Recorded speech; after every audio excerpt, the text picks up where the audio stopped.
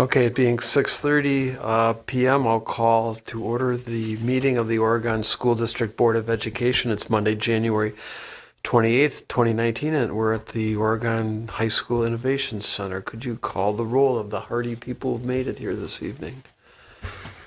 Ms. Feeney? Present. Ms. Oderico? Ms. Flanagan? Present. Mr. Pankratz? Present. Mr. Kraus? Yo. Mr. LeBrun? Present. Mr. Zock? Present. Board has a quorum, and I was contacted by Ms. Oderico about mid-afternoon saying she was going to have difficulty getting in from her location, and notwithstanding my suggestion that she ride her horse in, she demurred on that, and we excused her. So I've got proof that the meeting has been appropriately noticed under Wisconsin Open Meetings Law, and that's available for inspection with Ms. Heitz. The agenda this evening is a short one. In terms of action items, we're going to review open enrollment spaces and take action on that. We're required to do that before the end of January. Then we'll have the 2018-2019 transportation conditions of payment that Andy will walk us through, committee reports, a discussion item, mental health report, I think, from Leslie and Candace this evening, and then brief reports from those of us who were at the WASB convention about that, and we'll conclude so that everybody can get home warmly and safely. I'll need a motion to approve the agenda as it's posted. Gotcha. Any discussion? All those in favor signify by saying aye. Aye. Opposed? Motion carries. Consent calendar. Is there any item that any board member wishes to have removed? Seeing none, I need a motion to approve the items on the consent calendar. I'll move on calendar.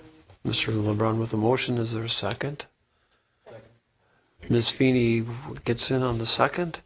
I'll note that we have one donation for acceptance tonight from Olin Oil Company in the amount of $500 to Brooklyn Elementary for math and science needs. We thank them for that donation.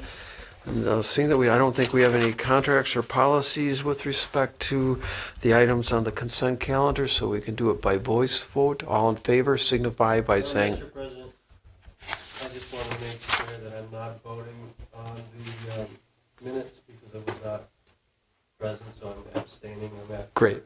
Thanks, Dan. And per our board protocol, you can vote on the remainder of the items, and we'll just note that on the minutes of the last meeting you're abstaining. Given that, all in favor signify by saying aye. Aye. Opposed? Motion carries with respect to the items on the consent calendar. Board Policy 180.04 has established the opportunity for any member of the public to address the board. I'm surprised that we don't have anybody from the public here this evening. But I see Anna. Welcome, Anna. So we'll move on from there. Information items, OEA report. I don't see anyone from the OEA. We have a new student rep tonight, Becken Pearson, right? Yeah, welcome. Yeah, we're glad to have you here for the second semester. Can you kind of tell the board a little bit about yourself? Yeah, of course. Yeah, and you gotta hit, there's a little talky thing that'll turn your microphone red. There we go. Okay, thanks. Hi, my name is Becken Pearson. I'm a senior here at OHS last semester, so final push. I don't know, I love to play athletics, and I was on the volleyball team, and I play Frisbee as just for fun with my friends. And I was in the musical this year, and I have a big family, so I love being with my brothers and traveling a lot. I'm a huge traveler. I'm hoping to go to Nashville for college next year, so getting out of this weather. Vanderbilt or Belmont? Belmont. Nice. Yeah, that's the goal. Yeah. Music? No, I am not musically talented. It's a beautiful school Yeah, I'm really excited. and a great city. Oh, good. Anybody have any questions for Becken? Or are we going to let her off the hook tonight? Okay, I think you're off the hook for this evening. Thanks. Welcome. Thank you. All right. Action items, D1, open enrollment spaces. And is that Brian or? Yeah, Brian, the floor is yours. I'm going to also ask Gina to jump in and help out a bit. And just give me a second as I'm catching up on our report. Board members, you have seen this very report in the past. This is a requirement by the Wisconsin Department of Public Instruction, and we received some correspondence from, or actually an email from them today, reminding us that the due date is January 31st, and there will not be an extension in the event of untimely weather. So just a really quick general overview. You'll see in Table 1, that is a summary of the number of spaces, ultimately the number of spaces available for open enrollment. And you'll notice, with the exception of 4K, kindergarten, and fourth grade, and of course the high school, we are really closed at all grade levels. We have what we believe to be some openings in 4K, kindergarten, and fourth grade because we're trying to match out that section amount. You know, we've reported earlier that we continue to be on that growth trend in terms of classes throughout the district. We are a touch behind right now in kindergarten, and then last week, one day, we increased by 14 students. So it can be a significant roller coaster. We have tried to maintain 13 sections of kindergarten, and some of you will recall a few years ago, we made an estimate at the kindergarten level, and the estimate was too aggressive in terms of the enrollment, and we ended up with class sizes close to 24 in some of our kindergarten classes. So a strategy that we've used, particularly at the kindergarten level, in years that we have some capacity, we want to make sure and have that 13th section. So we're going to accept some open enrollment students to make sure that we have that 13th section, and it allows for us to keep the class sizes in that 22. Ideally, our target is 22. You'll also recall that I believe last year, and Gina, or actually Katie could correct me too, last year we came back in June and we made some revisions to our open enrollment seats. In June, we cannot lower them, but in June we can increase them based on how enrollment is trending. Then in table number 2, it's just a review of the past 5 years of data. I'm not sure exactly when we started doing this, but I think about 10 years ago at a board meeting there was a request to have some historical data in terms of open enrolled seats. And then, of course, Table 3 is a summary of our September, January count dates and some enrollment projections that we have. And I'll ask Andy if anyone has a question on move-outs. That's just people moving out of the district between the months of May and August. Remember, this fits into our staffing report, and ultimately, we really need to lock down our staffing in terms of whether we offer an additional section in July, because that's when the elementary principals and Jason at RCI, that's sort of our last chance to lock down staffing for the year. Then table number 4, Andy and Katie created a number of years ago. We might have had this for almost 20 years. You know, the summary of the number of move-in kids that we have by grade level. And the 3-year average for move-ins is about 42. Those would be families move into the district in that between May and August. I would expect our move-in rate to trend up in the next several years as some of the residential developments continue to grow and expand. You know, the residential development in Terra Vesa by our soon-to-be new elementary school, that likely will not begin construction until after the lift station is in, and that could be May, June-ish. So there could be some homes there. If you haven't had an opportunity to go through Fahey Heights, I would suggest that you go through Fahey Heights off of Noble Drive, off of Fish Hatchery Road, just to see the incredible growth that has sprung up out of, I don't want to say nowhere, but vacant fields. I have some photos that I took last year at this time, and the compare-contrast of the picture last year when there were 5 or 6 homes being, or the basements being dug at this time of the year, in comparison to where we are now is just it's a stark change. You cannot miss the growth. So I will ask Gina and Andy if they have anything to add to the recommendation. And I know Katie's also been involved in this too. Katie, if I've missed anything, otherwise we'll open it up for questions. Over on this side, anybody, Barb, Tim, or Krista, any questions? Troy or Dan? I've got a question. Go ahead, Troy. Go. Oh, there we go. Column C in Table 1, I'm just wondering how those numbers were arrived at. Is that just subjective as to how we determine how many numbers in each grade level to hold for resident growth? Column C. Oh, I'm sorry. Okay, right. So we look at a 3-year average, and Katie and I started doing that probably 3 years ago. I'm really getting into the data of those numbers. So it is an estimate. So we look at what we've historically experienced, but we know from the Roffers report that it's not going to be precise. But it really is, Troy, an estimate. You know, nothing more. The more solid numbers here would be D, and it's really D that we sort of work backwards. We make a projection based on history to how many seats do we need to reserve, and then identify in E what are we comfortable with so we don't go too aggressive. And you'll notice we have no special education slots for this year. And I'm not remembering perfectly, but I would say, Candace, for the last 10 years, if we've had any special education slots, it's only been a handful when we knew we had sort of a higher enrollment that created us to hire another teacher that would allow us to fill out that class by opening. But we have been close to 0 or less than 2 or 3 for the last decade or so. Just today I read, if some of you get the WASB update that goes by school district, different stories that are printed in the paper. If not, I'll show you how to do that because you will love it.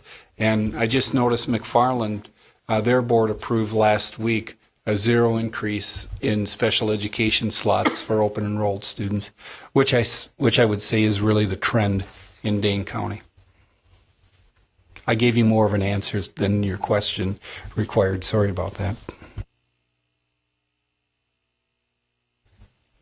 I have 2 questions. One is, when I was looking at the 4th grade 12, I was initially concerned that, we let 12 open enroll and they're going to roll up into 5th, 6th building.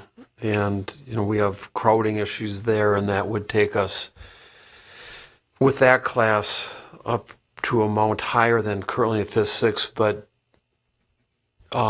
they're not going to be in the 5th, 6th configuration until 2021, which is when we're opening up the Fitchburg school. So that doesn't pose any issues related to the crowding. So that was my initial concern. Your analysis is perfect. Yeah. Because we had the same conversation.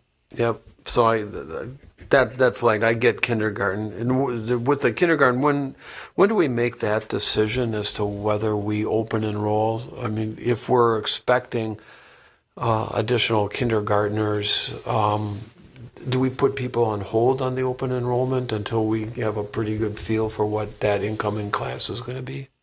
We do. We have a wait list every year. Okay, great. Those are the only 2 questions I had. Tim?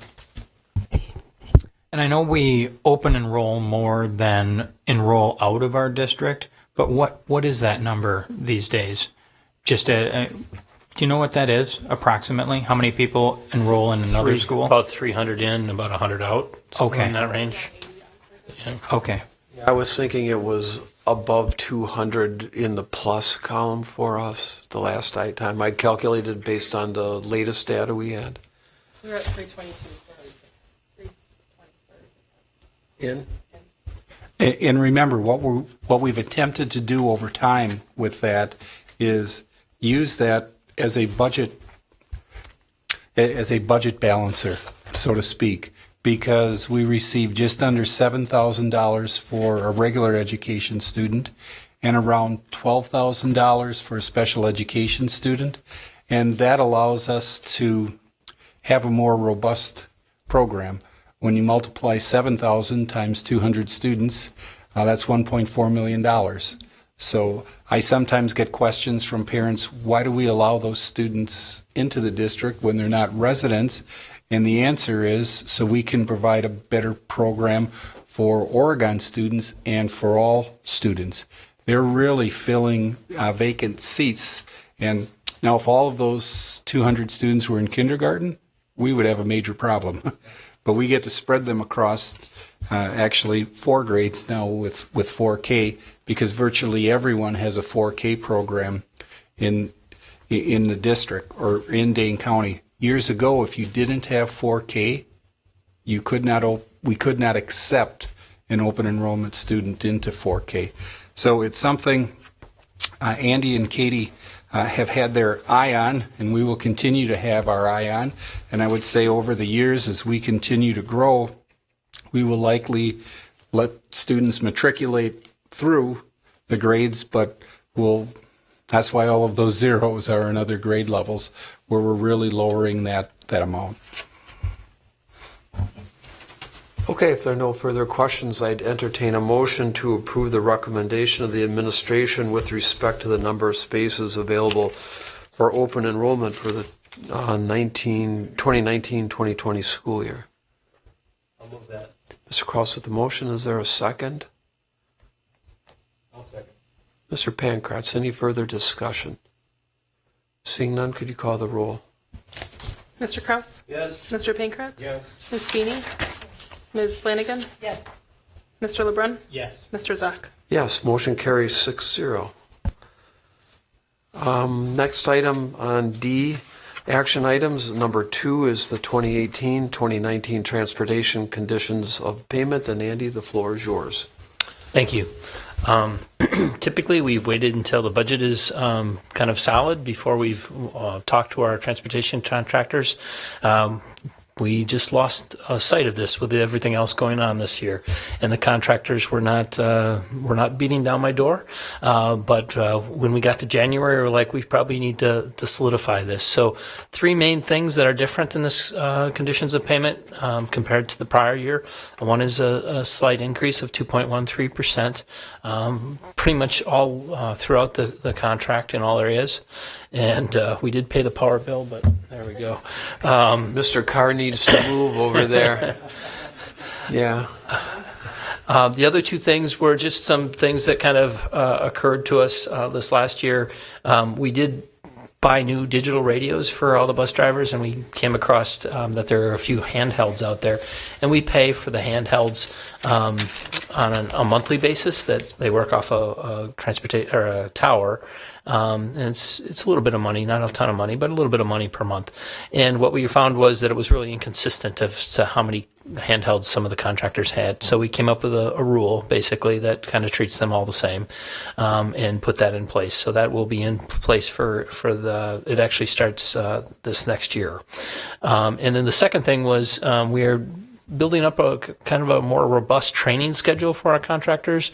We'd like them to be more involved in some of our equity initiatives, and then obviously the safety things that happen on a yearly basis. Having them get together with our police department, talk about different things that are of interest, as well as their concerns.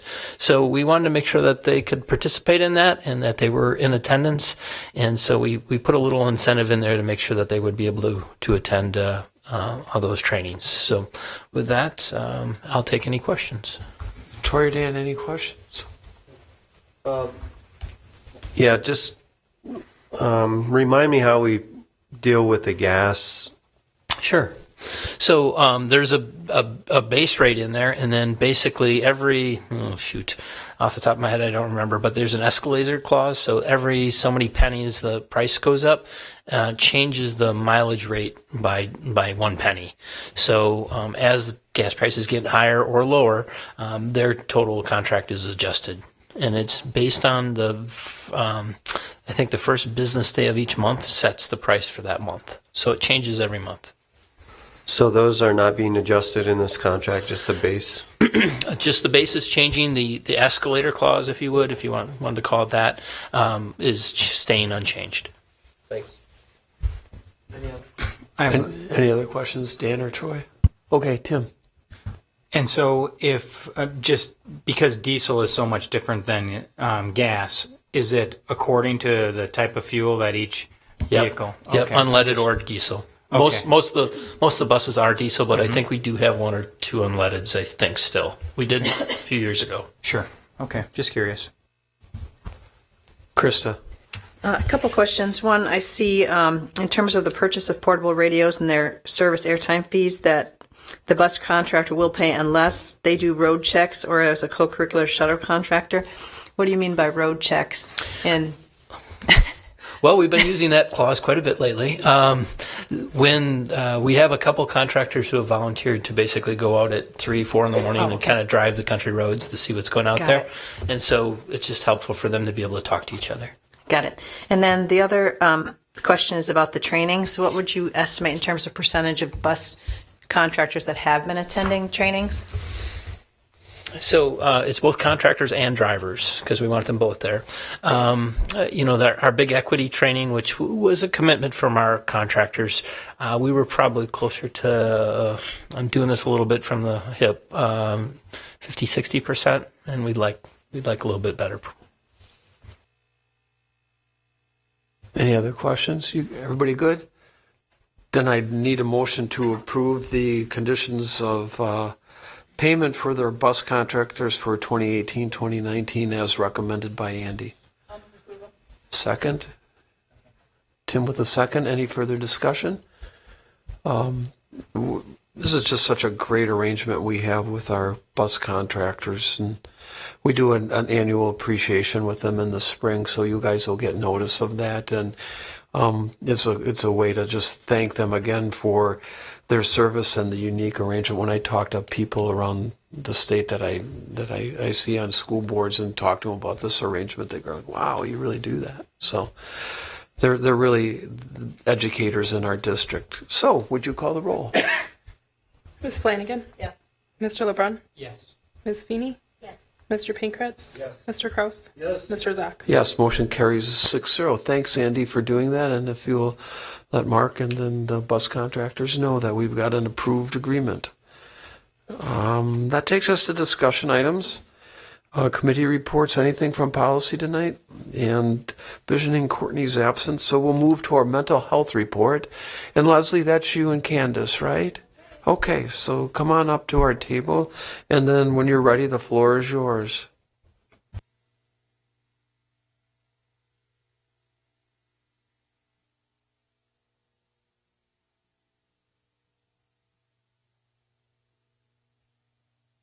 Thank you for coming in tonight with the weather being bad.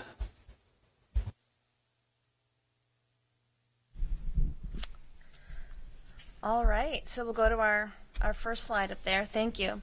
And we just want to point out before we begin that you obviously see our apple on the screen, and next to it is the graphic that's used by DPI to represent multi-level systems of support, which has really replaced the old RTI pyramid that you saw quite often. And it's because they needed a graphic to represent the many layers of complexity when it comes to servicing students. And it's not just about the academic side, but also about the social and emotional component, and how we need all of these things depicted in the graphic for either component of whole child approaches. And I think it's also important to note that there are a lot of pieces of alignment between the DPI graphic and the Oregon 5 values, because it's becoming more and more clear in education all the time what's important on, what we all should be focusing on, and what needs to be at the center of what we do. So we'll be talking a little bit about how we have put together our multi-level systems of support related to students and their social and emotional growth. So the first slide here is talking about CBITS, and CBITS is a program that we've done at RCI since about 2004 in collaboration with the United Way and Journey Mental Health. So CBITS is a screener and then a 10-week intervention for students who meet the level of criteria for trauma and needing that intervention. Last year when we were here at about this time, we talked about doing a pilot at the high school, and we didn't feel like we were able to do it last year. This year we are in that process. We have screened a little under 100 students, and we're working through the interview process with them, and then there will be a segment of students that go through the 10-week intervention. Now, at Rome Corners, they use that data for those who don't meet the criteria for trauma. There's a number of students that are meet the criteria for anxiety or depression or other groups. So they use FACE Kids, or the Student Services Department will, excuse me, provide groups to the students based on that data. At the high school, what we're hearing from the students is that they're less inclined to do group work. So those that do not qualify for the CBITS intervention itself will have to sort of channel either directly to student services or to our outside support to see them individually and meet their needs that way. So this is a screenshot of the Dane County Youth Survey, which you've seen before, and it just reiterates the numbers of students that we have that are reporting issues with anxiety and depression and suicidal ideation, and then the number of students that we have that are reporting that they're seeking help outside of the school resources. This year we're also, well, the last few years we've also done a universal screener at the middle school, and they are in the process right now of determining what the level of follow-up is needed for those students. Right now they are developing groups for anxiety, grief, forgiveness, social thinking, regulation, self-regulation, mental health well-being. Those are the groups that they're feeling like they can get started at this point, and then we are going to work through how to address the rest of the student needs that come about from that initial screening. We are also working on screening at the elementary level at a third grade. That has not started yet. They're anticipating doing their screener in February and still being able to support students through groups following that screening. This is some data from the high school, and the high school showed a tracking system from about mid-October to mid-January, and during that time they noted that they had 956 entries into the Student Services Department, and that was from about 529 students. So as you can see from the chart, some of those are made by appointments, and some of them are more responsive services. There's a high number of students that are seen for individual interventions, and there's a high number of students that were seen for crisis-related incidents, and many of those students then were channeled to hospitalization. Is this specific to mental health, so it's not somebody needing to change a class? It's inclusive of everything. The total number is inclusive of everything. When it says student services back there, what staff members, what categories are we talking about? Our counselors or school psychologists or both? Counselors at the high school, there's the three of them, one psychologist and one social worker who is between the high school and middle school. Okay, so if one of the students has for a crisis, there were 51 incidents there, who would they go see? Would it be a counselor or the psychologist specifically or the social worker? It could be any one of those three. I think right now they've tried to channel crisis to one response person so that they can have somebody that all students know they can go to, but because there are a number of students that are in crisis at any given moment, they will see any of the counselors or the psychologist.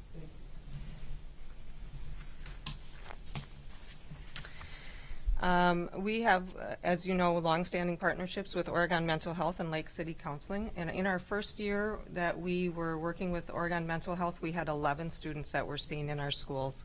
and we now are seeing 64 students. So hopefully that number that you saw in the Dane County Youth Survey of 14% of our students being seen in by outside professionals, hopefully we'll either see that rise or we'll have a better idea that that number is actually meeting the needs of the kids who need outside support. But we have grown a lot in that partnership, and so where the students are being seen depends kind of on the year. Sometimes we have more at Rome Corners, sometimes more at the high school. But 64 students right now are being able to be seen for mental health issues by those two agencies, and we're super appreciative of their collaboration with us. And it's important to note that they're being seen in school during school hours, because there are many families, due to work schedules and all sorts of other important factors, that it would be very difficult for their students to see anyone in the evening. And part of that is also availability of services in the evening.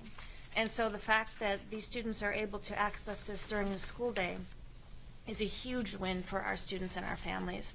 And 4 years ago, we weren't able to make this happen. And it wasn't because we didn't want to, it's because there were all kinds of insurance barriers and other issues at play.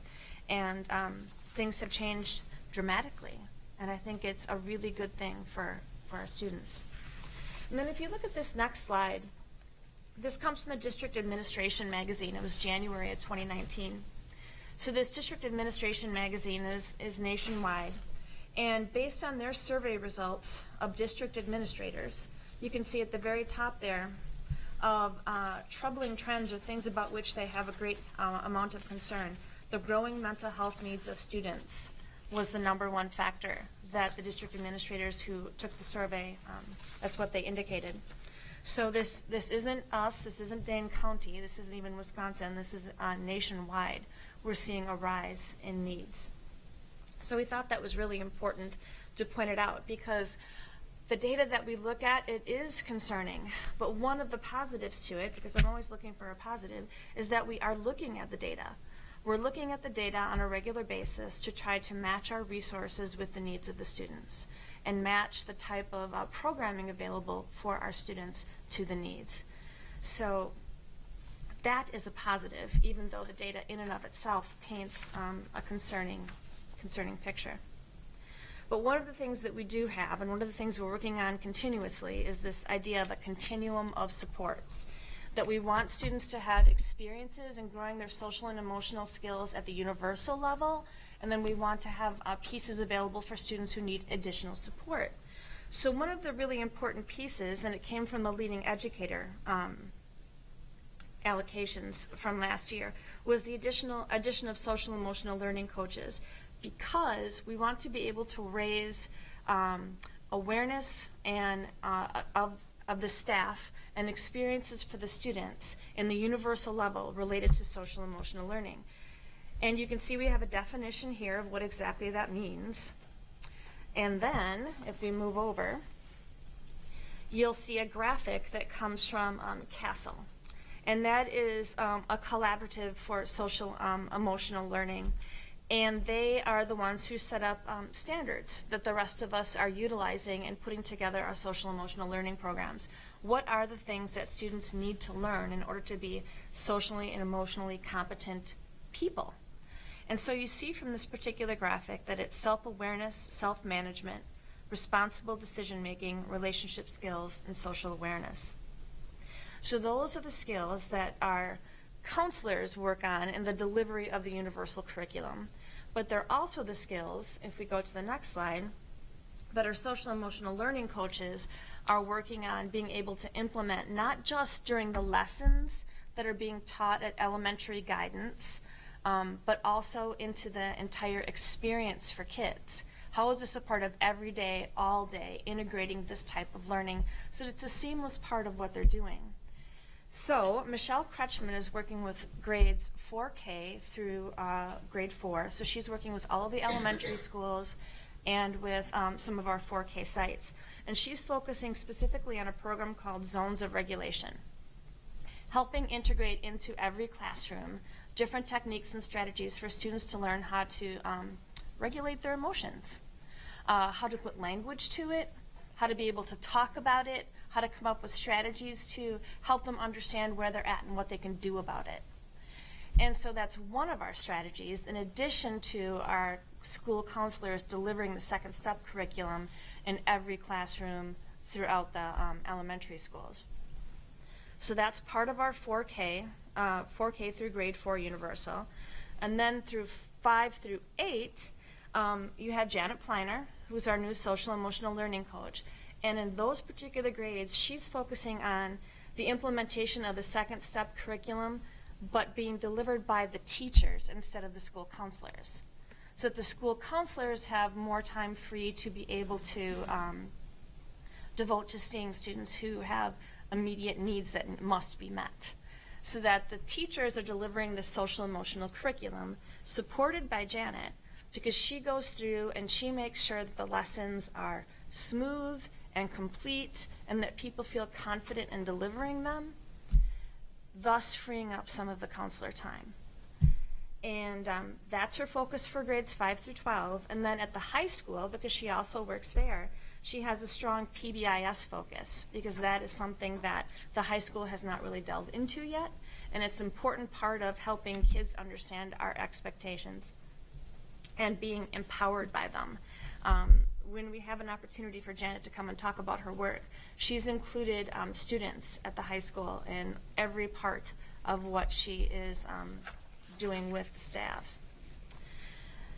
This next is a graphic from DPI on the importance of social emotional learning, and it's just, the idea that in order to be successful in academics, students need to be able to manage their emotions and be self-aware.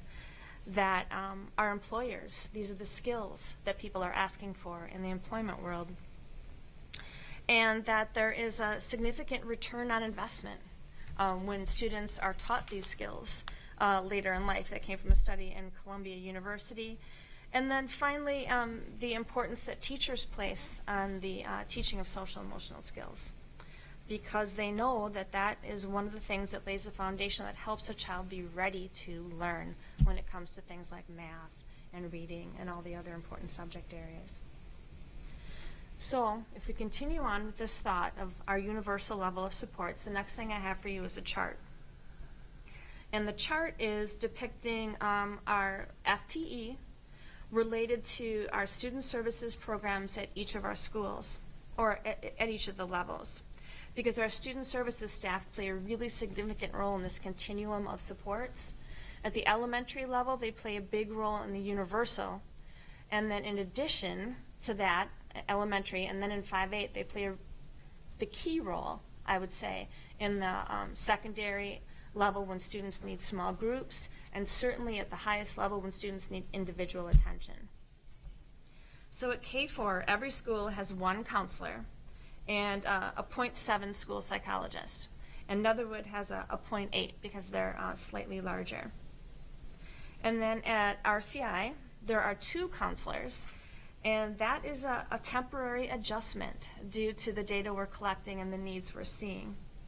Because originally, each RCI and OMS each had 1 counselor, and then they split a 0.9 counselor. And one of the things we were finding is that we had more needs than we had counselor time. And also, it was extremely beneficial when a counselor was able to be at a school all day long or all week long and not split between 2. Because that means now, the middle school, for as an example, students have 2 people that they know will be there every day, all day, as opposed to, I'd like to see Mrs. So-and-so, but she's at RCI today, so I'm going to go see the other person who already has 20 people waiting in line. An exaggeration, but just making a point. So we made a temporary adjustment this year to add an additional counseling staff members, so that we have 2 counselors at RCI and 2 counselors at OMS. In addition, they each have a 0.8 school psychologist. And then K through 6, they share 1 social worker. That was a new addition last year, if you remember. That was a brand new position, and that's Teresa Nicholas. And then for grades 7 through 12, they share a half-time social worker and a half-time AODA counselor. Same person, she just is filling 2 roles in her 1.0 allocation. And you'll notice at 912 we have 3.0 counselors and 1.5 psychologists, and that 0.5 is an additional temporary allocation because we were seeing that there were significantly more needs this year than the counselor or the school psychologist would be able to meet.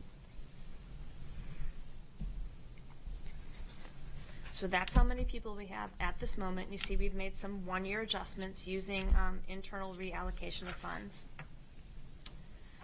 And then, as part of our continuum of supports, our outside partners are really, really important.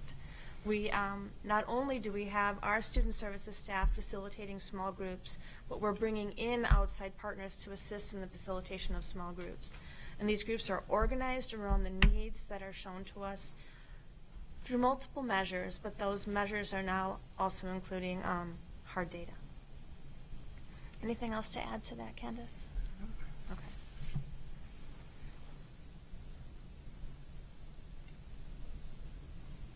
Next one. So our mental health committee has been using the Dane County Youth Survey data as part of our assessment for what is needed in our schools.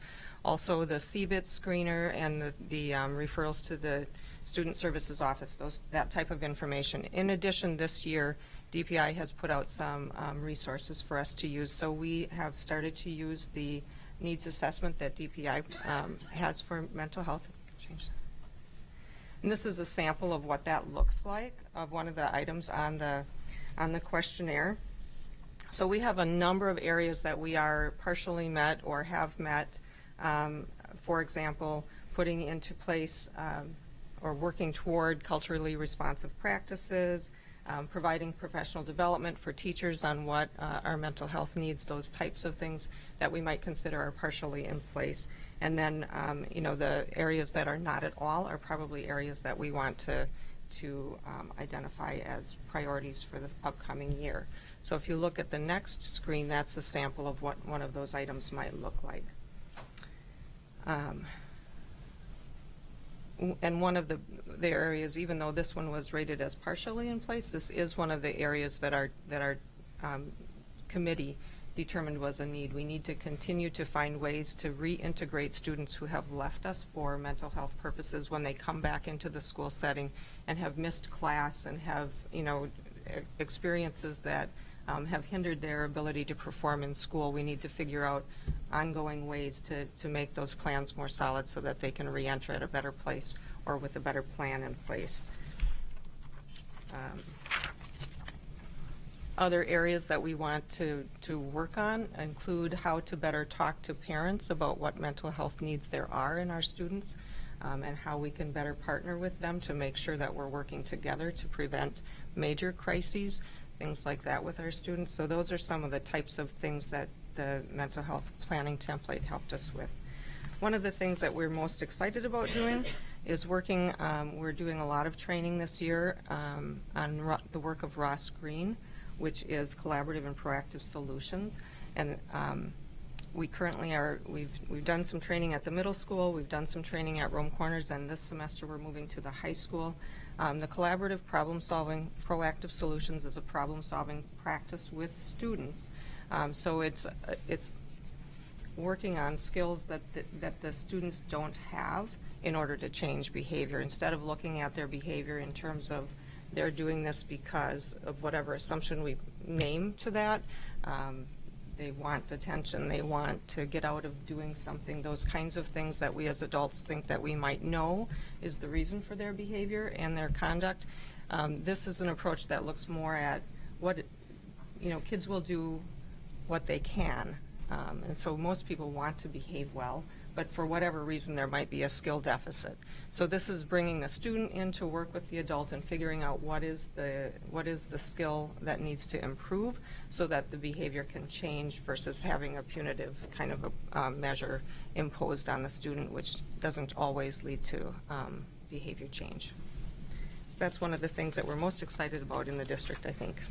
And that is a connection to the professional learning.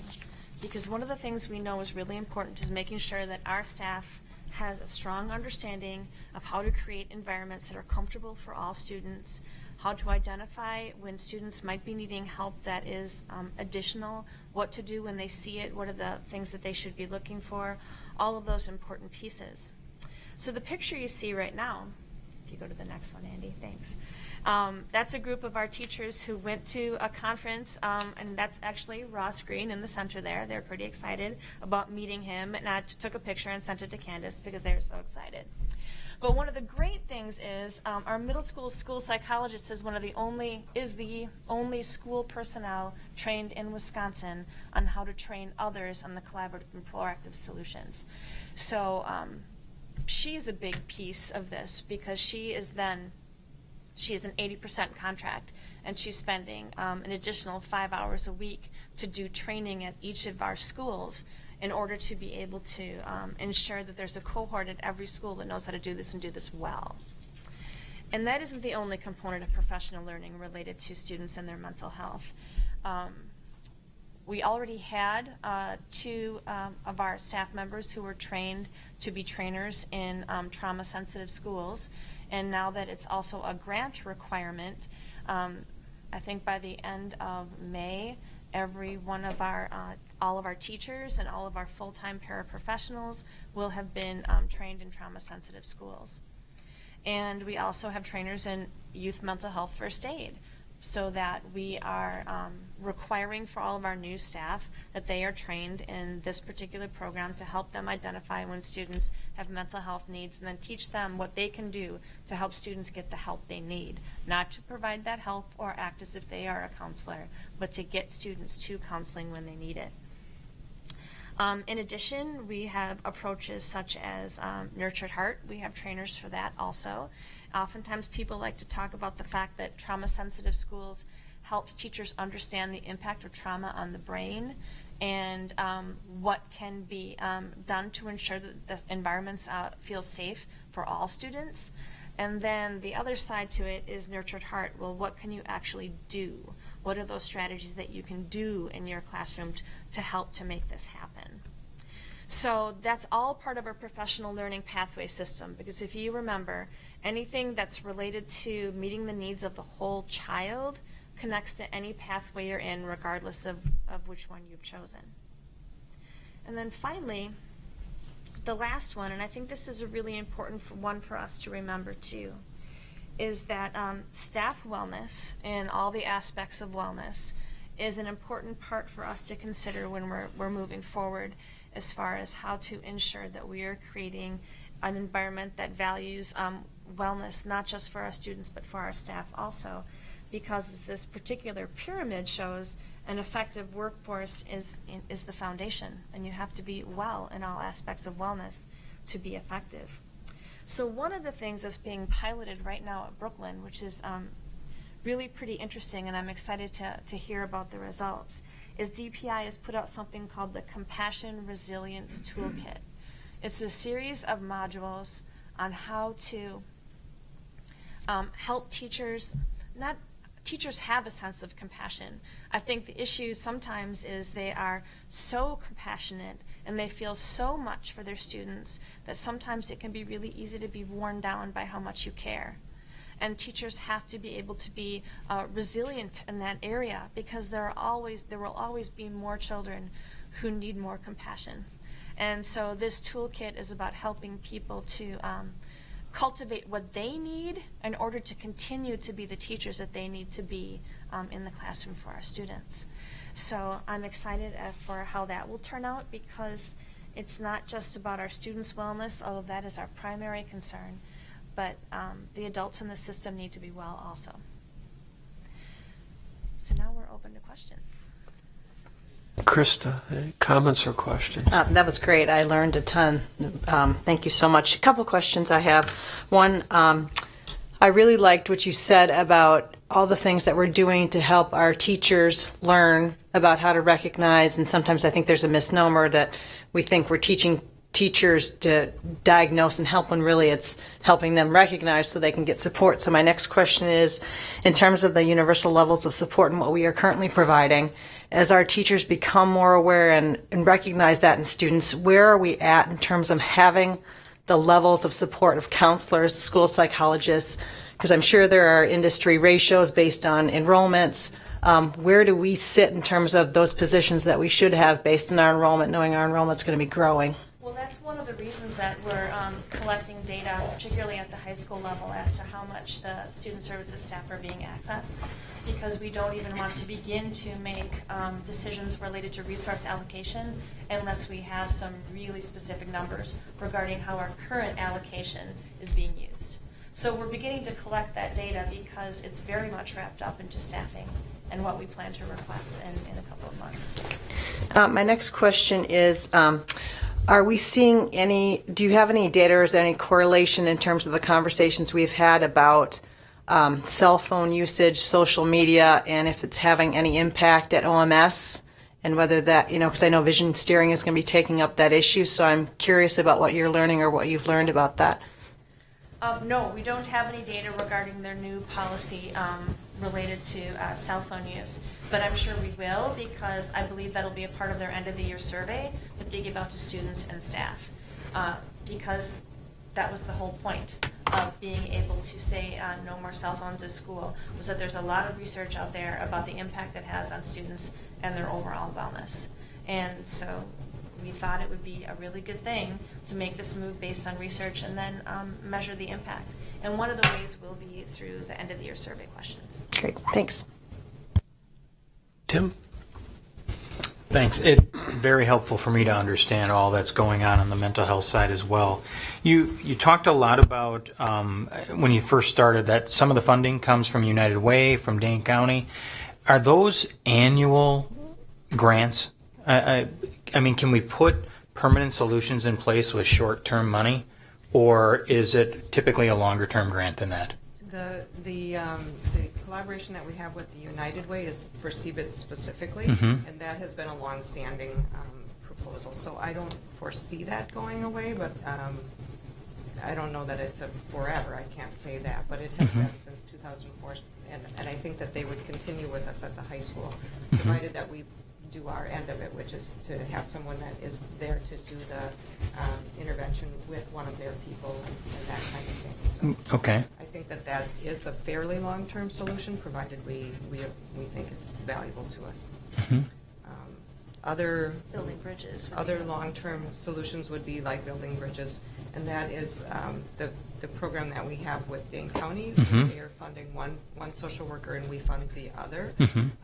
That is something that we'll probably have to have on the table this year in terms of our staffing report, because we have used some carryover funds to fund our portion of that for the last 2 years. I believe that carryover, that pot of money is kind of dissolved, so we'll have to look at that for this year's staffing for next year. Okay. Along with the funding resources, you mentioned that it's great to be able to offer some of this support, much of this support during the school day. Is this a school year program, or is it a year-round program? Question, we forgot to say that. Go right ahead. So the outside providers were very enthused about maintaining their student connections during the summer, so we did have them coming to the high school. Last year was where summer school was held, and so they were able to continue to see students through the summer school program. Okay. A place and audience to do so. Okay. And are we using outside, for lack of a better term, outside contractors to flex with the need? Or so we have a base level of support, and when the need is greater, we use outside resources? Or, yeah. We use the outside resources because at some point there is a level of therapy that our school student services are not able to provide. So then we are referring those students who need that more intensive, more direct therapy to an outside provider, and that's, so those referrals are made when student needs indicate that they need to be seen by somebody else. Okay. I just have one last question.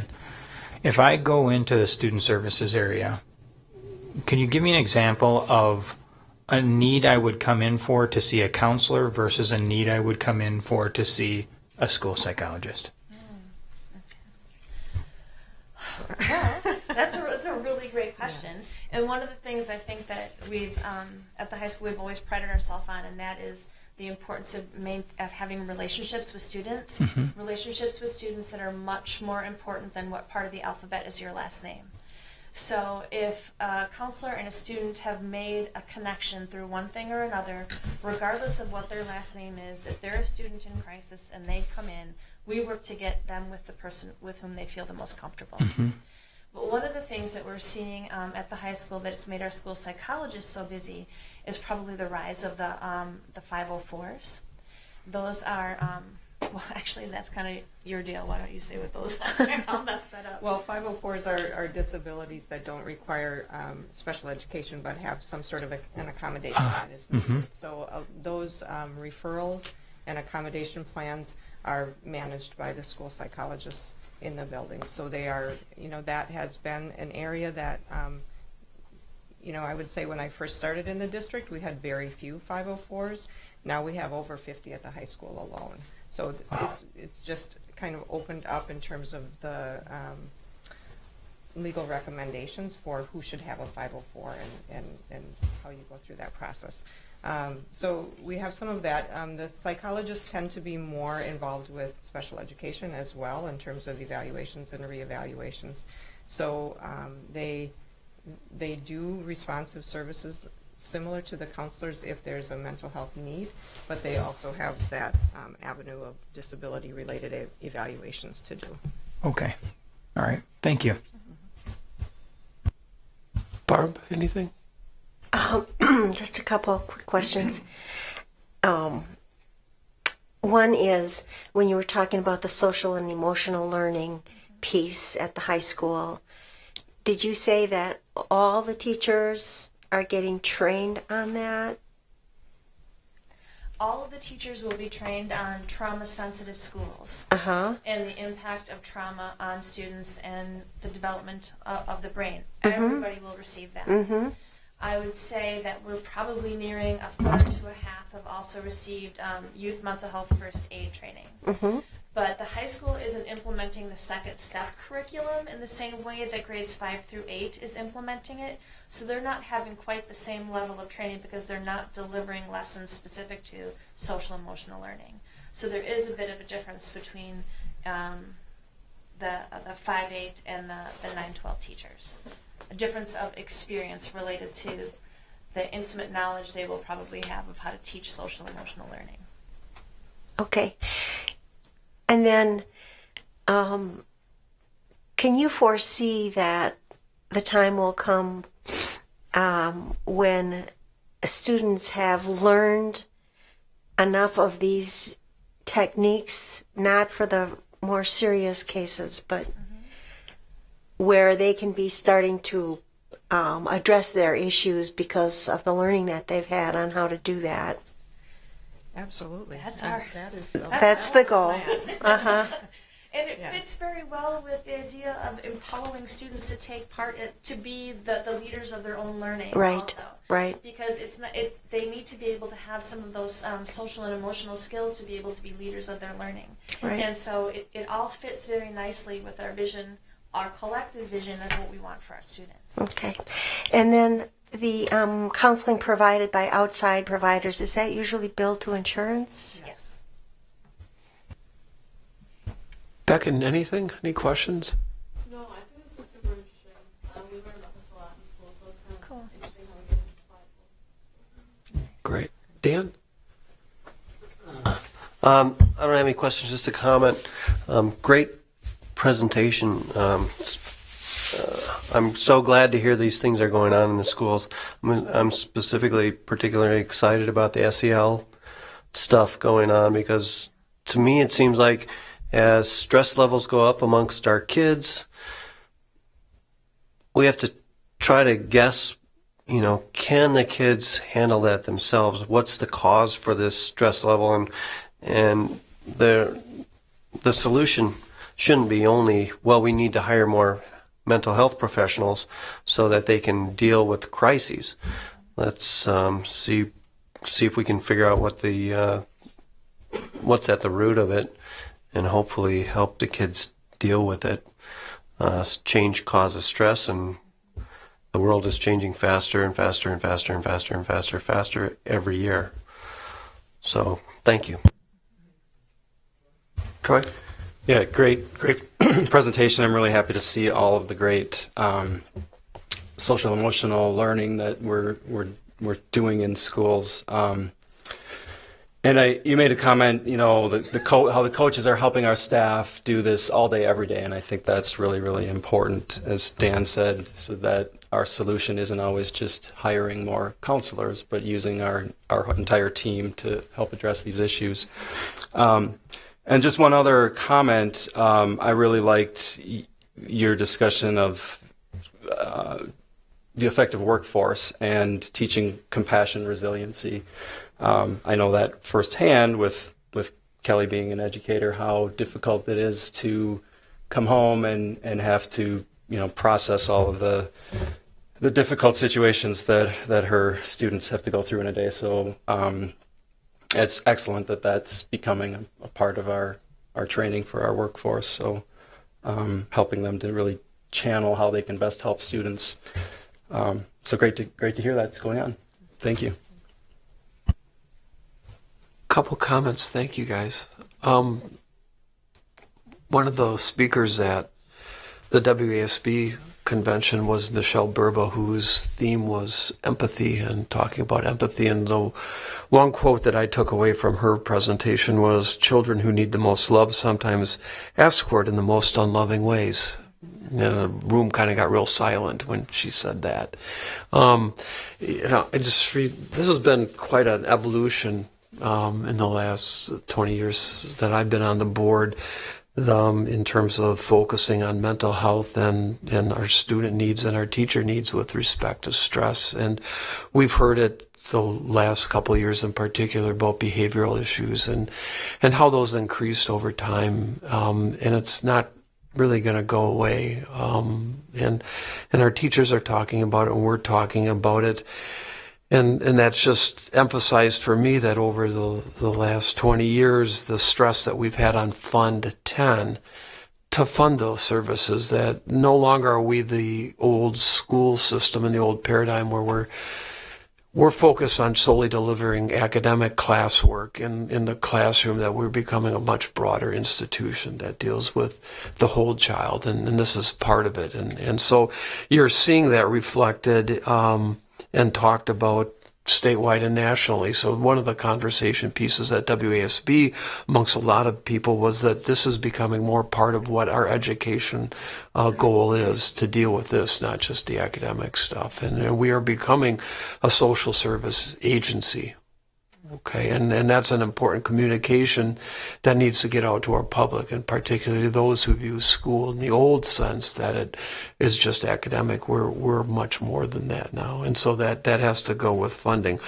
The other thing that we heard at the conference was, and I'll talk a little bit about this in a little bit, was the Blue Ribbon Commission on School Funding. One of their recommendations from their paper number 23 was to ease some of the Fund 10 pressure by creating additional allocations of funds in terms of categorical aid for mental health. And so hearing Luther Olson and Representative Kitchen talk about that, that's high on their list of items that they're going to propose legislation on. So that's really good to hear. Goes to Tim's question, is we could put Band-Aids on for a while with some temporary stuff, but if we really view this as a core of education now into 21st century, we need to fund that. So, and I think you're starting to see that at the legislative level. And we're going to have to take a look structurally about how we deliver those services. I mean, we put a lot of stress on our high school at our counselor level to deliver these services, but they're also in charge of, scheduling and getting kids through to graduation, make sure the requirements are there, and if we're really going to go with portfolios and putting that burden on them, and they're having such a high caseload with counselor, we're going to have to reevaluate how we deliver both of those critical items with that. And then finally, I had lunch with a statewide consultant in health insurance and works with a lot of health insurance companies and municipalities and private employers and school districts in structuring their health insurance programs and plans. And we talked about what health insurance is going to look like in 5 years and how that translates into premiums and premium reductions. And more the model is looking like it's drifting toward insight delivery rather than we go there. That if there's a broad group of patients or people in need of services, that they come here. And I think we're seeing that with the counseling going here, and I think we're just going to see that expand in terms of a model to deliver, but also in terms of a cost allocation through insurance. I think that's going to become more prevalent. So I think it's things to watch for. So thank you very much. This is radar screen stuff. We expect to hear back from you when we're staffing. And we know this is a forerunner of that conversation, and it was very helpful in that regard. Did that trigger anything with anybody else? Good. Thanks so much. Thanks. It helped if I turn on the mic. Information items. Brief report from those of us who were at WASB. Barb, I'm going to start with you. Okay. I'm going to talk about just one session because it pretty much blew my mind. And it was really by far the best session I've been to at the conferences I've been to. And it was, I'll be brief because it's a big topic, but it was on a model of scheduling for high school called FlexMod. And just very briefly, the mod in the title FlexMod is periods of time that serve as building blocks for building a schedule in the high school. And a mod can be 15 minutes, 20 minutes, 30 minutes. The presentation was given by Pulaski High School, which is using this system of scheduling. And you can go to their website, and there's quite a bit of information there about it. But what's basically, the teachers build a schedule based on using 30-minute blocks of time. And they can have large group sessions that can be up to an hour and a half, 1 hour sessions, half-hour sessions. And they build a schedule based on what they see as the optimum way of interacting with students in their particular subject area. The thing that excites me about it so much is that I see it as something that can help us move along the personalized learning path and move in the direction of greater student autonomy, which is something that we've talked about wanting to do. And I think it holds a whole lot of promise. And Steve, you can add some to that. Barb and I sat apart during that one, and she came up to me after the session, and I said, "What did you think, Barb?" And she goes, "Pow!" And I said, that was going to be my exact reaction to it. It was like, because it was, wow, it was exactly the sort of thing that we need to look at in terms of delivery. So, Jim, we're going to, we've already talked, with Brian and Leslie about that, and Sheboygan South is doing it along with Pulaski, Wisconsin, and then there's a high school in Omaha that's doing it, but it is really student-centric learning and scheduling, and the teachers, by their reports, love it as well. It takes a while to get it in place and some work to do it, but it's wow, really good. That was really probably one of the top 3 programs that I've seen at WASB all time. in both in terms of content and presentation. It was that good. So, anything else, Barb, with that? Tim? Our delegate to the Yes. the delegate assembly. Yes.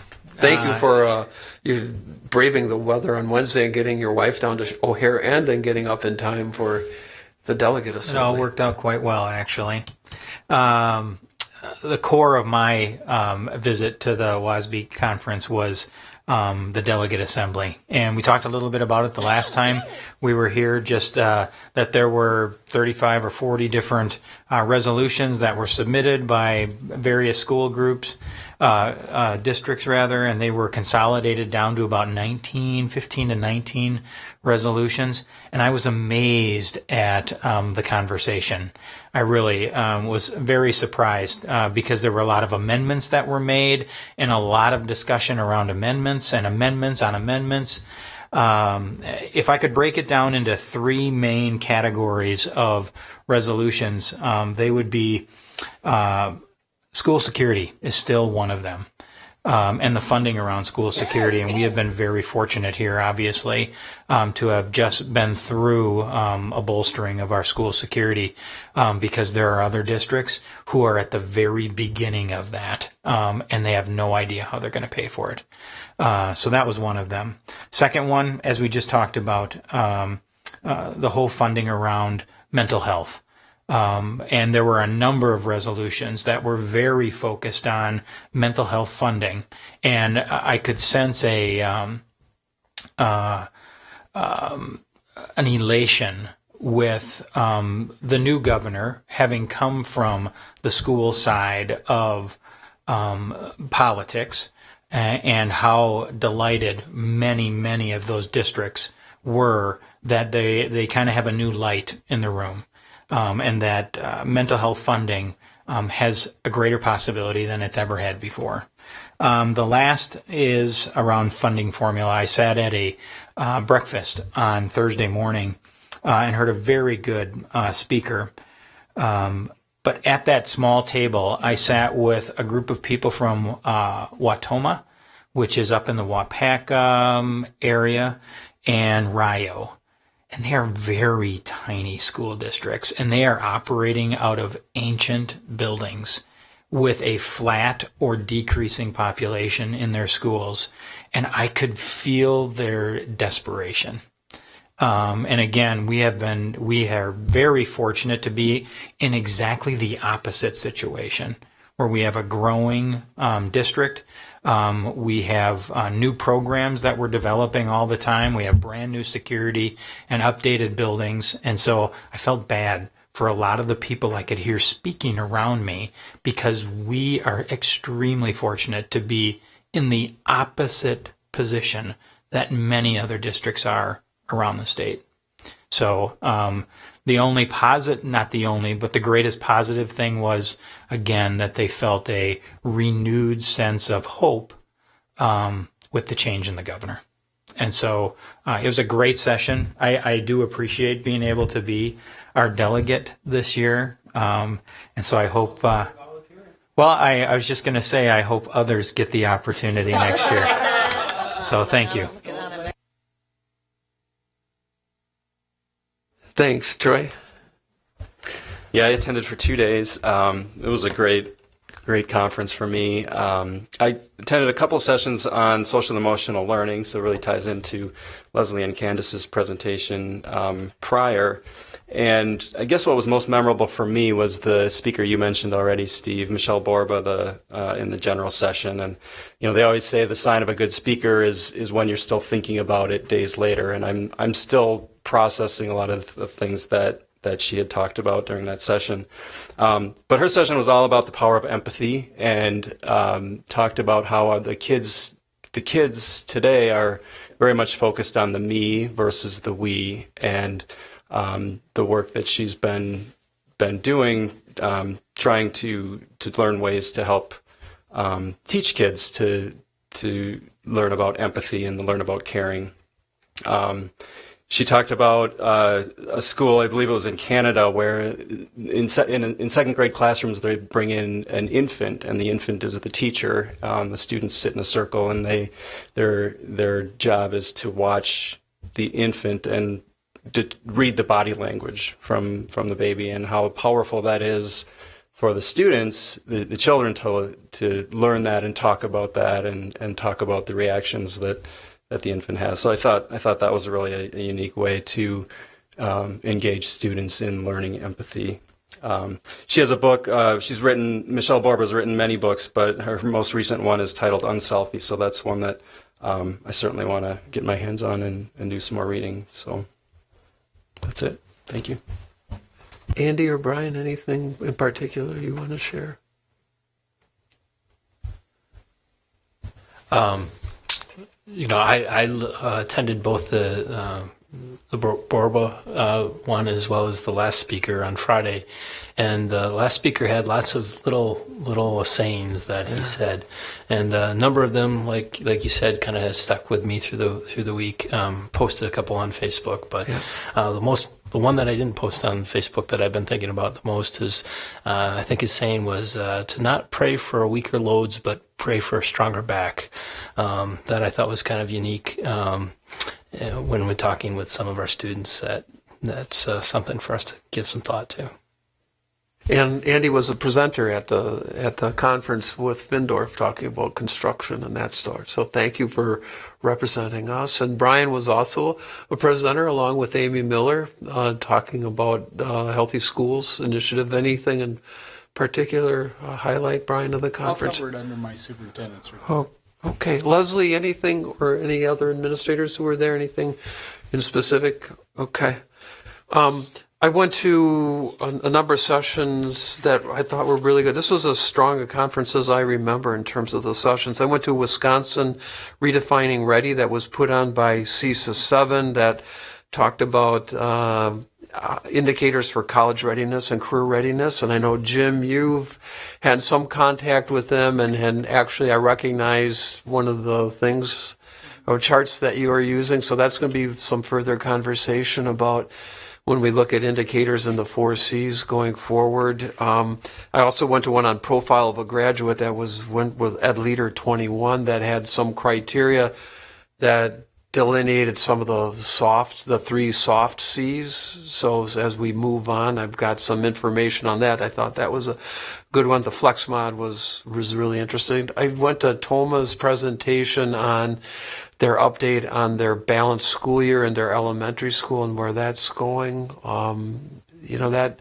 it's I think they're limiting it to elementary school even after 3 or 4 years and being involved in it. And it seemed pretty clear to me that they weren't changing instruction. We did the Rickenbaugh 5 levers, and theirs was a structural change for reasons that were significant to them, but not necessarily changing educational outcomes per se, and they didn't expect to and haven't seen changes in their academic scores, but there were some underlying reasons why they did it. But it was interesting to talk to them about their process and how they got there, and looking at they'd use a 45-15 schedule. So it just added to my data bank as we move forward. And if we get to the point where where our evolution into student-centric education makes us look at changing the calendar, perhaps that's something in our data bank that we've got. And then on Friday, 2 things. One is I went to a panel.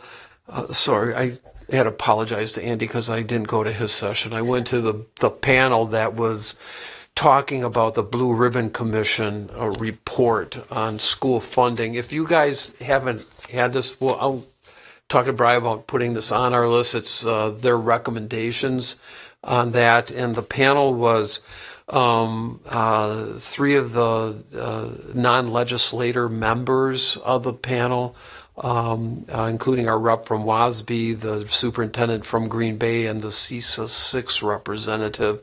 They were outstanding. And then Senator Olson and Representative Kitchen. And they talked about where we're going now with those legislations coming out from various sources to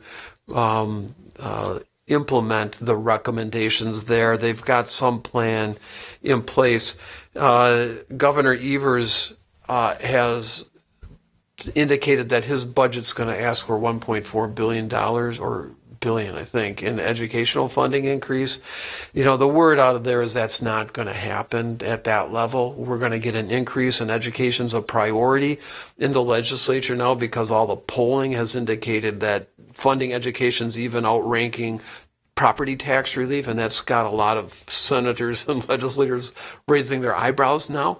But there are a whole lot of things that, you know, need assistance too. They ticked those off, and everybody went, yeah. And so we're not going to get the whole pie, but we're going to get a significant slice of the pie in terms of public education. Though they asked the reps, Senator Olson and Representative Kitchen, to rank their top three in terms of what they're going to push right away. And it looks like they're going to try to get the cost of living increase in the revenue formula in place, because one of the key messages that they heard around the state is we need consistent and equitable funding of schools. We can't wait every budget cycle to see what we're going to get. So it's got to be consistent and equitable. So that's one of their top three. They're going to work, Tim, on getting aid to those districts that are small with a declining enrollment, because they have heard loud and clear what's happening to districts that aren't as fortunate as we are, and the impact that's having. And then, I mean, the key phrase is that a good education should not depend on your zip code. That's a pretty good elevator speech for them.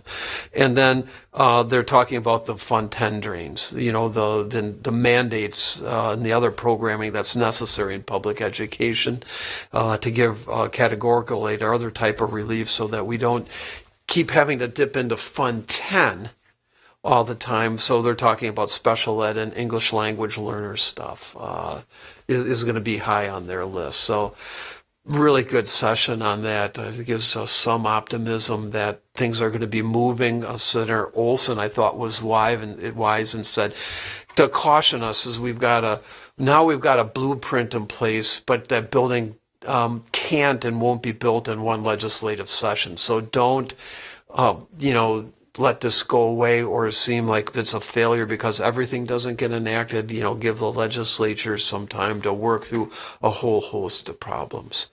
And the last thing that I'm going to report on was, Governor Evers was there, and I think the crowd jumped to its feet before he even got 2 steps up the stairs onto the dais. And his message was, I'll be your partner, which is really good news for public education. So really good conference. Thank you to the taxpayers of the district who allow us to go to that and learn and better our school district by our attendance there. Not only are the sessions are good, but it's to see other boards, and there are a lot of boards there working as hard as we did at this session, and to interact with them. Superintendent's report.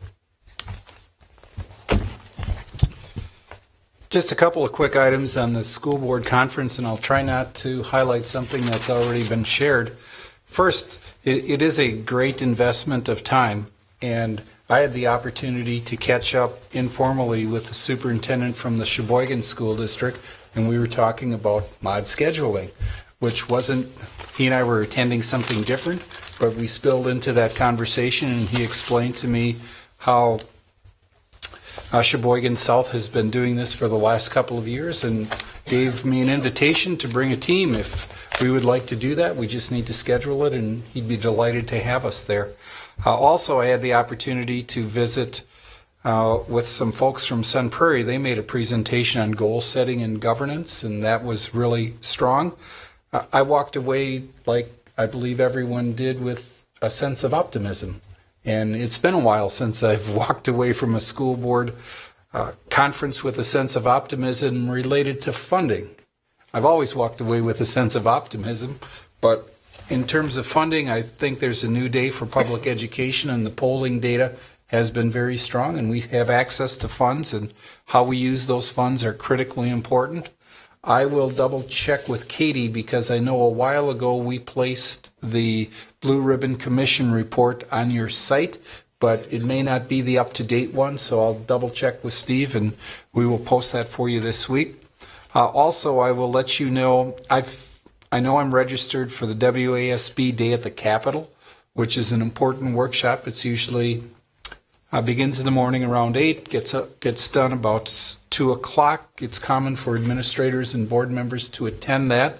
I believe the date is March 13th. I know last week Katie scheduled me for it, but I checked my electronic calendar and it's not on my calendar for the 13th. So I will double check and let you know of that date, because that will be an important opportunity for us to visit with legislators coming up. Second item, we completed the first semester of school. Not that we cheer at the fact that we're halfway through it, but it is a milestone. I think our student rep is cheering. I was talking to Becken before the meeting, and she was very excited to have exams behind her and off to her final semester in the school district. And all of our students have that sense of accomplishment as we turn the page, so to speak, and move on to the second semester. The third item I noted was mental health, and I love the report that Leslie and Candace provided to us tonight. I will say it is a budget and staffing dilemma. Mental health in our district and other districts across the state has been underfunded. It challenges us. There's no really easy answers to it. I know we need a significant infusion of money to get our mental health programming at the level that we desire for it. I have read a couple of times that $58 million will be placed in the state budget, or at least in Governor Evers' proposal for mental health. And what I heard, as I read on various websites, there seems to be bipartisan support for that. So that could be terrific news, just like this last year we had bipartisan support for school safety grant related issues, and I think that number was close to $100 million. So that's reason for us to be positive. And then I'm plowing a little ground that you already know the answer to, but I think it's important for our community to know. Last week we had a very successful bond sale with PMA. PMA is the district's financial advisor and has been our financial advisor for a number of years. The district's been able to maintain the AA rating. Now, this is a check on how well I listen to Andy, so he will correct anything that I make a mistake on. We received 50 bids, which is an incredible amount of bids on an offering of $45 million. Our initial budget estimate, just as a reminder, was a 4% interest rate. The final winning bid came in at 3.3%. I can't tell you exactly what our interest costs are, but a good piece of information to share with community members and parents is it will save the difference between 3.3 and 4 saves taxpayers $4.3 million over the life of the bond. I'm going to say that one more time, $4.3 million over the life of the bond. And I say it a second time because rarely do we have the opportunity to actually save money and be able to report that to taxpayers. Hats off to Andy and PMA for putting all that work together. It includes an official statement which documents our enrollment trends and our financial information, and that really helps us maintain that AA rating, which is so important. 2 items left. The Oregon Chamber Annual Awards Dinner was this last Saturday evening, and there was record attendance with over 180 people attending. One of the recognized firms was Wisco, and one of the Wisco brothers mentioned when he was young, his father took him to the Chamber of Commerce meeting, and there were 20 people in the room. So that's a lot of change in a short period of time. Then the last item, which is on everyone's mind, weather days. And just to remind, first I welcome any feedback that you have relative to weather days. And I know generally the feedback we get is, please close school. Except, does that mean we're going to go an additional day in June? And the answer to that question is yes. I know you already know this, but again, an opportunity to share information. We always collaborate with our bus contractors. We also collaborate with local Dane County districts. I know you're familiar that we have established a practice in Dane County schools that on a wind chill warning, I said it right, a wind chill warning, which is established by the National Weather Service at a sustained 35 below zero, we will either have a delay. If that's going to be over by 9 o'clock, we'd likely have a delay and then a start at 10 o'clock. Or if it's going to run throughout the period of the school day, we would close school. Likely, we have that in the forecast for Wednesday and Thursday until noon. Likely, we will be closed Wednesday and Thursday at noon. Remember the difference, a winter chill advisory, that begins at minus 15. I think minus 15 is really cold. But we have not closed when we've had a wind chill advisory. Something you will notice, I was checking my text messages during the meeting. I was fully present, though. The Madison schools will be closed tomorrow. And a few years ago, the Madison schools deviated from our Dane County agreement of minus 35. They lowered it to minus 25. I will also say the Madison School District is different than us. They have a number of children walking to school. They truly have a neighborhood elementary school concept where the vast majority, 80-90% of the kids walk to elementary school. And they also do not have buses.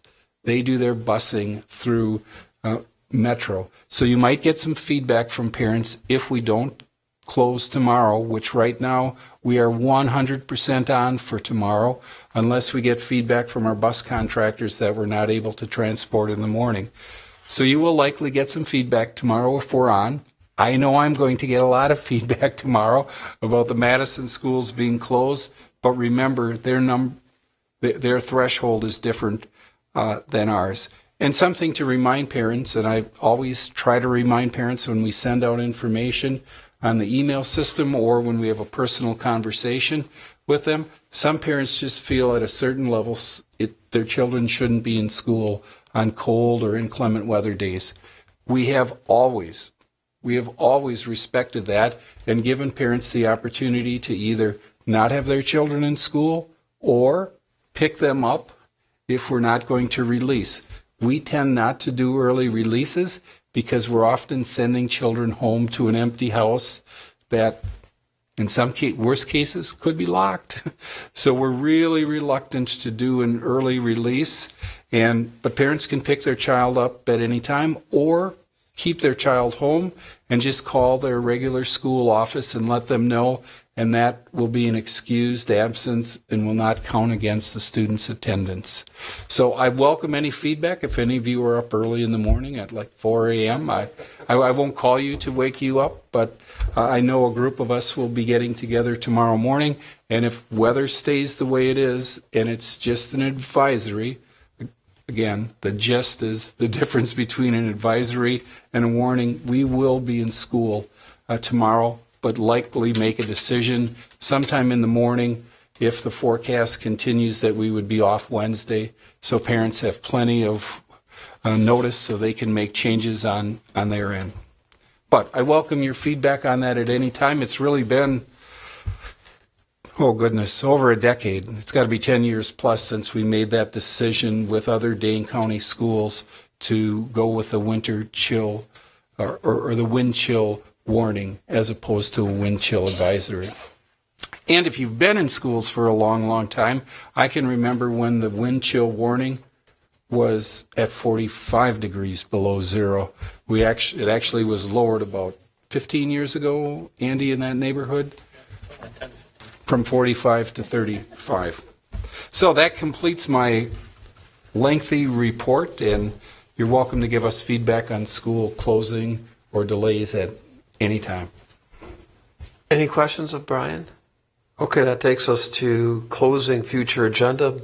Brian and I haven't had a chance to, with our running last week at the convention and with the weather stuff, to meet up on that. One thing that we're talking about, and we'll get some feedback from you, I think through a doodle, but doing a committee of the whole at 6 before our regularly scheduled meeting. There's an item that had been on the policy committee agenda and was discussed regarding a couple requests from Chief Fuel, and we thought it's probably better to address those as a committee of a whole for information sharing purposes from 6 to 6:30, and then have that on the agenda after that. So I think that's an approach that we want to take with that, so you can see that as one item on the agenda.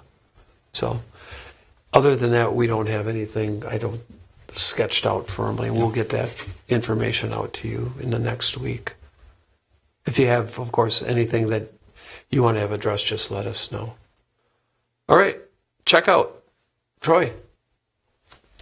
Just a thank you to Andy, Brian, and Amy Miller for representing Oregon School District at the WASB conference. I think it's always great to see Oregon in the program, and great that you guys shared the knowledge that you have with others. So appreciate it. Thank you. Dan, anything? Barb? Tim? Krista? Just one thing is like we talked about indicators of how we're doing as a district. I think in terms of financially, the best indicator that we have of how we are doing as a district is our AA rating, and the fact that people who invest money want to invest in us, and it's competitive to invest in us, and that's a good thing. So the taxpayers of Oregon should know, not only are you saving $4 million over what we had estimated when you voted in favor of the referendum, but people have confidence in the financial stability of the district. So with that, it's 8:05 and it's getting colder outside, so I'd entertain a motion. All in favor of adjournment signify by saying aye. Aye. Opposed? Be warm, everyone.